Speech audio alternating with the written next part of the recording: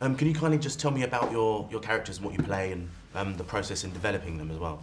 Yeah, sure. I play a lieutenant in the Navy and play a father and a husband, and ultimately my character has like sort of abandonment issues with his own father that he almost needs to sort out before he can ultimately realise his own role in his life, you know, that he needs to kind of stand up to that mark and be responsible, and then it sort of kicks off, you know, in the midst of this natural disaster, and it's almost like he has to survive in order to get through, just to kind of hold on to the ones that he loves, really.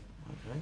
I play Elle Brody, Aaron's character, Ford's wife, and we have a son, Sam, and I basically, and I also work as a nurse at a hospital, so I am the point of view of people on the grounds of this kind of disaster and the influx of the overflow of casualties in times like these, and as well as trying to figure out how to get my son safe and trying to figure out what's going on with my husband, where he is, and if he's alive. And that's my point of view. What's your first experiences in hearing about Godzilla? Like, what's your first? When did you first become aware of him? Like, because everyone's got a different story of when they became aware of Godzilla. Oh, their sort of memory of it. I mean, Yeah. I haven't really got a history of growing up with that, other than the fact that commercials, or, you know, I thought it was some monster that, you know, took some buildings down, and that was just, you know, annoying. But you know, when I sat down with the director, you know, he really kind of educated me in why it was, you know, originated, or why it was created. It had such a symbolic, sentimental message, and that was moving. I didn't realise that, and you know, he wanted to do the same for this, and kind of just root it back into that sort of, give it some, you know, power and meaning, and so I was intrigued by that. What about you, Elizabeth? I didn't have an experience with Godzilla either. Aaron and I are basically the same age, so I feel like our generation we were gypped.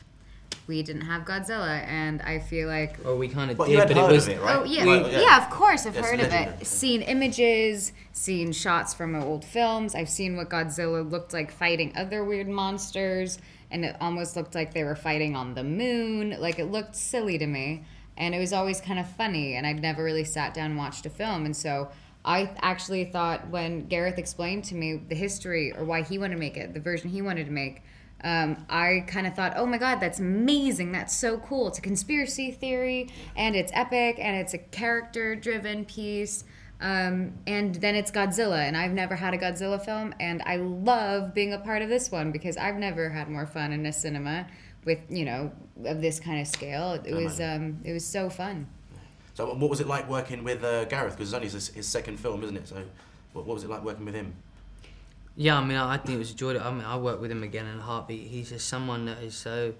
I mean, his nature's just very, like, humble, and he's very genuine, and he's so funny. But, so, you know, it's just a joyous way to work, one. And then secondly, he's a director who works with actors really intimately, and you get to explore and play and really just try and find the emotional content in everything, and just follow. It's very character driven, this, you know, and yeah, I mean. And he himself is a fan, and he's so clever, and he has so much passion, and he's a joy to work with, and so much confidence in himself as well as someone in special effects and editing and things like that.